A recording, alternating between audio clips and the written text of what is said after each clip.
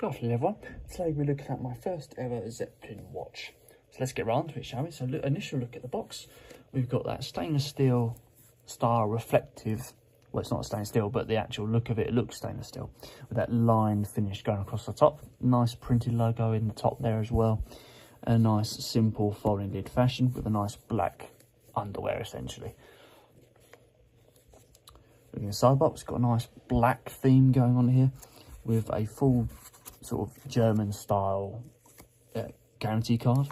How to adjust your watch band, probably in a very German way of writing as well, very very precise, and instruction manual for adjusting like time and stuff like that. Simple piece of card just to hold that watch on, but a well designed piece of card, again very very German.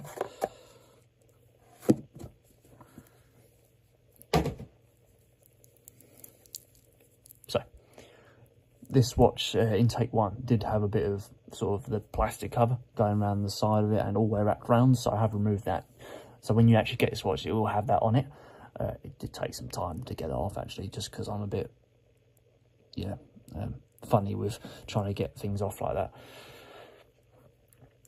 Yeah, so what we're looking at here is the Zeppelin 100-year celebration edition chronograph 43mm.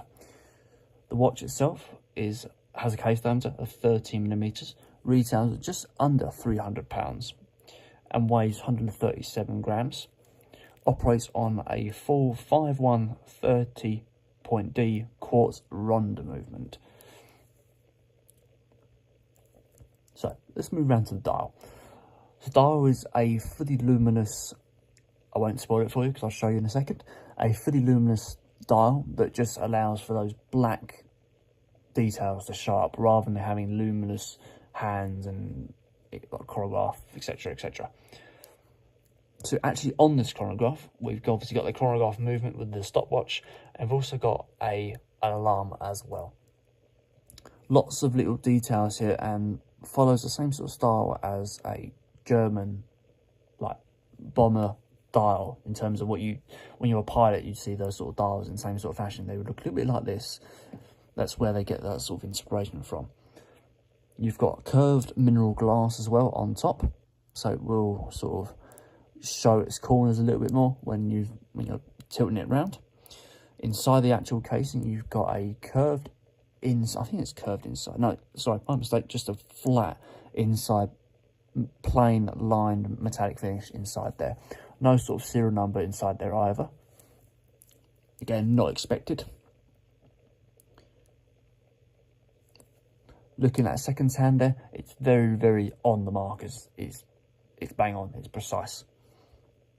The hands themselves follow an old style, vintage style hand system. So if you look at an older style clock, you'll see that, when I say older style, I don't offend anyone. So let's say a 60s, 70s clock. And that's not saying you're old, it's a older style clock rather than a younger style clock.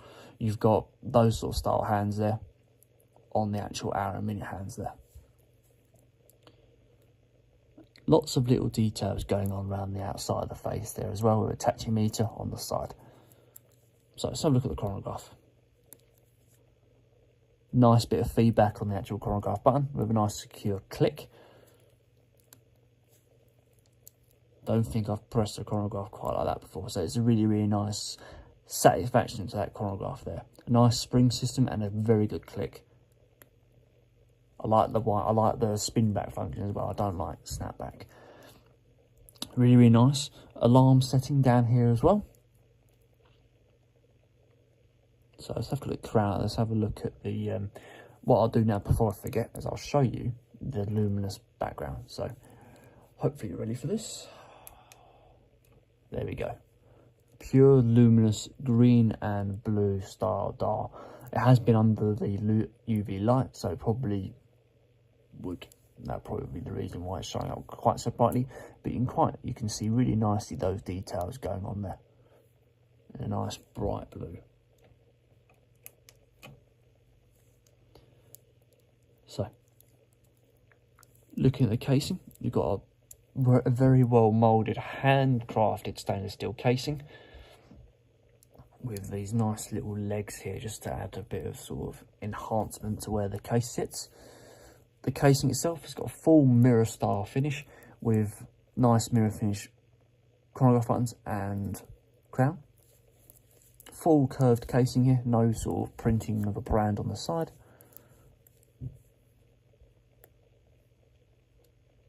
There's a very, very strong crown there. It's not, I don't mean in terms of the movement, I mean in terms of moving that crown out to first position. There's a very, very nice, the actual movement to the crown is, it has a nice bit of resistance to it. I'd say it's perfect. It's probably one of the best sort of crown movements I've seen. Second position.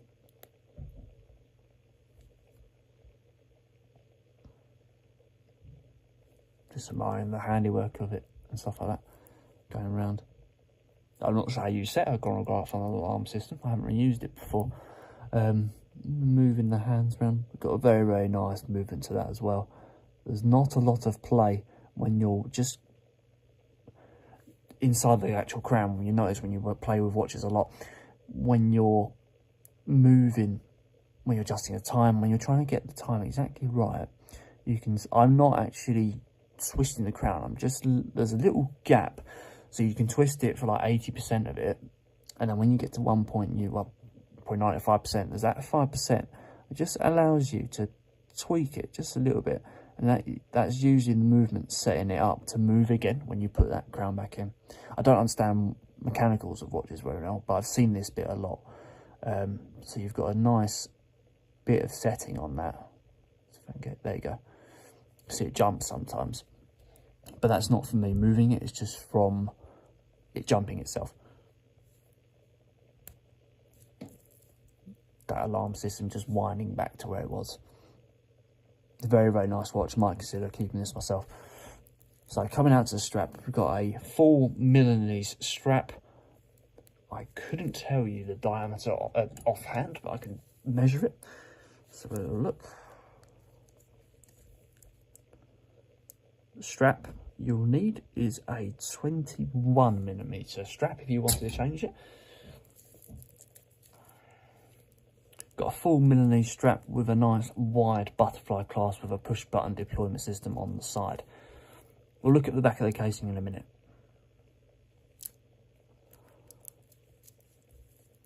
Very, very nice inside component there. Not too cheap and matches the style of the watch. Often inside the clasp can reveal cheap components, but this is not the case. This is a really, really nice construction to the watch. So inside the actual casing, you've got that Zeppelin 100 years style marking on the back there. Made in Germany, as is the brand. The actual Zeppelin brand,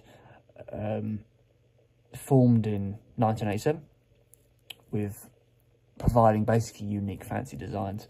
And 1997 they produced the radio watch, which is, they say, is a sort of, I don't want to say industry standard and quote it, but that's just my way of wording it.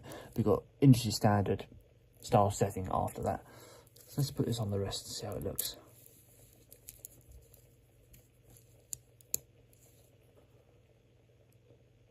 So there we go, guys. That is the Zeppelin 100 year chronograph 43mm.